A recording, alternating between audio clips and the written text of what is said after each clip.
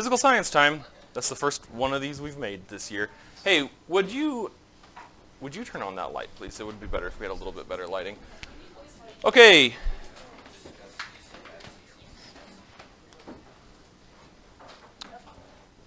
Let's remind ourselves and each other what, okay, I was going to say, why is the video important? Why do I think the video is important? I've told you this before, is why I'm asking you. Why might the video be important?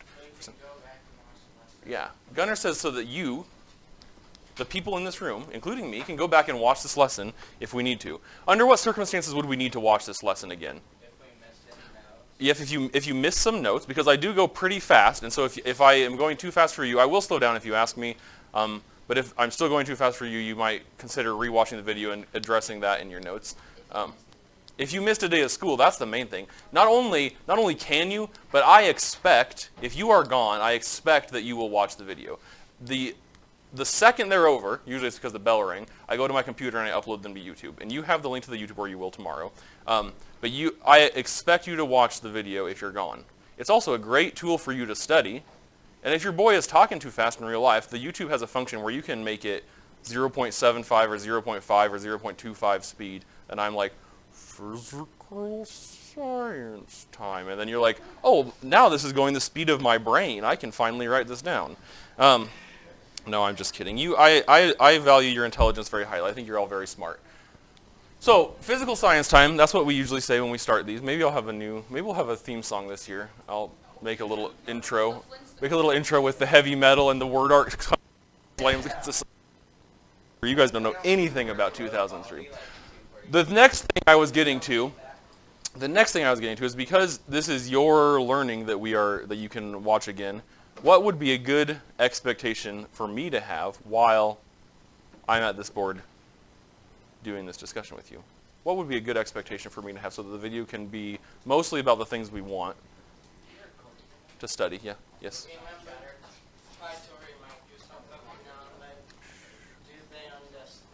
No. Thank you. I will do that. Thank you. I'm talking about what is something that you could do to make this video better? No, not when you're watching the video. Okay, let me just tell you. I want you to be quiet unless you have something to say. And this is a discussion, but what would be a good way so we can have the discussion not all happen at once? Raise your hand.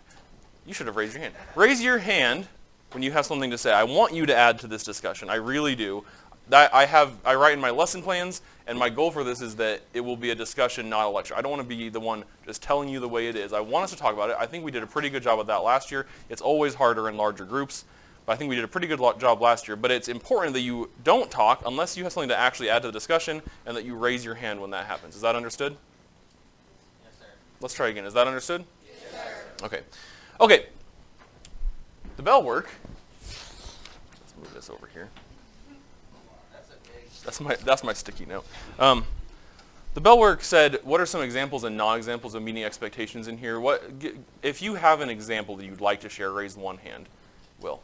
Pushing your chair in the lab. Yep, pushing your chair in the lab, and also in the room, pushing your chair when you're done sitting in it. Good. What's a non-example of something you could do to meet expectations, Kesslin? Throwing trash into a trash can. That's an example. I would say that's a good thing to do. Do throw trash into the trash can. A non-example is something we shouldn't do. No, I mean like throw it. Oh, throw it. Yeah, do place it in the trash can, but a non-example is, yeah, don't throw it in the trash can. That does really aggravate me. Yes? Eating in class. Yeah, don't eat in class. Fake. Not doing bell work. Yeah, don't not do the bell work and don't talk. Good, Gunner. Not pushing your chair. Yeah, don't not push in your chair. Thank you. Very good. One more. Yes, Dalton. Don't yell. You don't yell. Don't yell. Good. Okay, so today we're going to talk about a little bit about the scientific method. We've got about 9 minutes left of this. Let's talk about the scientific method, but first, let's define these kind of little tidbits about the, oops, here's my eraser. These little tidbits about the Nebraska State Science Standards. So you guys have a kind of a rough understanding, I hope, of what the science standards are. We're going to talk about the Nebraska College and Career Readiness Standards for Science. Nebraska College and Career Readiness Standards for Science. These are what we address in this room. Basically, it is what the state, and it's based on a plan for the nation, thinks are important things for you to not really learn anymore, but since the revision in 2017, it's things that the United States of America Department of Education thinks that you should be able to do by the time you graduate high school relating to science, because it came to pass that in like the 90s and the early 2000s, when I was in high school, people were learning lots of just a fat body of knowledge, just a fat, sweaty body of knowledge. They were learning this stuff, but it wasn't really applicable to their lives. And so now we try to do a better job of doing some practices that maybe that's more about the way you think about the world. There's still like some vocab, and you still learn science facts, and you might even think that's the most important thing. But what you're really learning is a way of thinking about the world. So let's write that down. Science is a way of looking at and thinking about the world. What's the matter, Caitlin? Yeah, some of you ain't written since, I was going to say May, not May. Some of you ain't written since February, probably. Let's try to do a better job this year. This is not what I wanted to talk about. Why is it important for you to take notes? So you, in like for a test, you can study them? Yeah, you can study them. To me, that's not the main thing. Because when you write something down, your brain is That's like, yeah. That's what I was gonna say. That's why I even like as a human being who like pays bills and buys peanut butter at the store and stuff, I find that even like on our grocery list, I may not ever look at the list again, but if I write it down, I'm more likely to remember, even if I never look at that thing again. The process of writing helps you to learn. That is in fact, a man called Marzano, who does a lot of education research, says that the number one way for a student to improve their learning is to take notes, and not just copying stuff down, thinking about this and writing it down. The key step there is you think about it. So try to, when I'm writing something on the board, try to think about it, actually process this in your little hormone-addled brain, and then write it down. Ideally, write it down in a different way so that you can understand it with your own hormone-addled brain. Do you have questions about that or questions about this? Science is a way of looking at and thinking about the world. It is not just a body of knowledge. What do I mean by that? Let's have some suggestions. I want to see hands. I don't want to hear people just shouting it out. Let's have someone besides Will answer this one. What do I mean by not just a body of knowledge? What would just a body of knowledge be? Kesslin. Like Thank you, Gunnar. what is it when people say, what's your favorite class? I don't know. I don't know. I don't know what my favorite class is. Guess we're going to find out today. No, not like that, but like your favorite topic. Like just a topic. Okay, it's not just topics. What else is why is it not just a body of knowledge? What I'm getting at here is that you maybe okay, sure, yeah, just the book. Like if we were just going to read the book, that would be mostly just a body of knowledge. We would know something like if we knew the planets in order, that's a body of knowledge. That may never be useful in your life because it's just a body of knowledge. But if you learn a way of problem solving where you can look at something that is a problem and think about it and then experiment with it to see what the solution might be, that is a way of looking at the world, and that is important in your life. One of these cowboys is going to ask, when are we ever going to use this? That's what you guys all sound like to me. High, squeaky Southern accent. When are we ever going to use this? And I say, you may never use what we're actually talking about, but the process of thinking about things, the process of doing science is something you will use all the time. If you get good at it, you will be a better person. Whether you decide to be a scientist, like as a job or not, you are all scientists because you're all doing science all the time. What? Let's talk about this. What is the scientific method then? What is the scientific method? We talked about how just now that science is not just memorizing science facts. It's a way of looking at the world, and we call that way of looking at the world the scientific method. Let's get it to its core. You've seen, there's a poster, I think even in the lab, I can see it from here, that tells you, ask a question. And okay, but does it have to, let me tell you, the fact that I'm asking this should be the answer. Do you think it has to be that way? Does it have to be every single time we do all these steps and we check them off? No. No. Let's think of our own definition for the scientific method. Oh, I like that, Gabe. Say it again. How you perceive science. How you perceive. I'm going to say how you perceive the world. And I'm going to go further than perceive. Not just perceive, but how you understand. God bless you. Perceive means that you're just experiencing something. I'm going to say how you understand the world.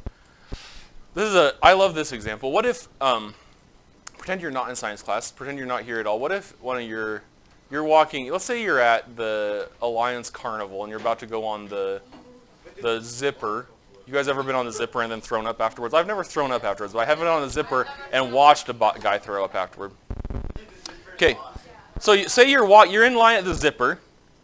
You're in line at the zipper with your buddies. I am not anywhere around. No one there has ever thought about science that entire day. And you see a cool bird. Oh, dang, that's a cool bird. And you're like, homie, what bird is that? What bird is that, you say? How would you find out? Like, if you really were interested, I don't know your life, but if you really just to know about what kind of bird that was, how would you find out? Google. Yeah, okay, that's probably it. Gunner. Okay, let's hear yours. Don't do that noise again.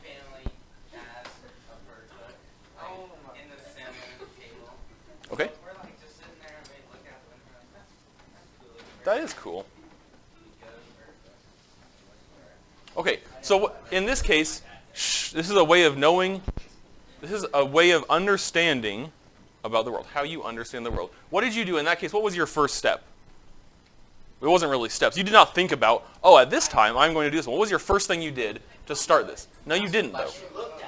Yeah, okay, you saw it. You made an observation. In this case, you made an observation. In this case, you made an observation. You saw the bird. What did you do next in my little example there? What was the next thing you did? You went, oh. No, you asked your homie. You asked your homie, what kind of bird is that? Asked a question. I wouldn't ask it like that, though. I'd ask it, I'd be like, oh, what kind of bird is that? Okay, fine. Gunnar, you literally said the exact same words. That's fine. You asked a question. What did you do then, Gabe? What did you do then? You said, well, you used a verb that I don't like, but what did you say? Yeah, you didn't say use Google. You said Google it. I'm going to call this research, and that is research. Anytime you are Googling something, it probably is not high quality research, but you did some research. You researched, and then let's pretend you found out what it was. You probably wouldn't because you're not good at that kind of thing, but pretend you found out what it was. You would then do what? If you scrolling through Google, oh, I found it. What would you then do? You just put it back in your pocket and you keep it a secret forever? Yeah. No. You'd tell your homie. And that's called what? What are we doing then?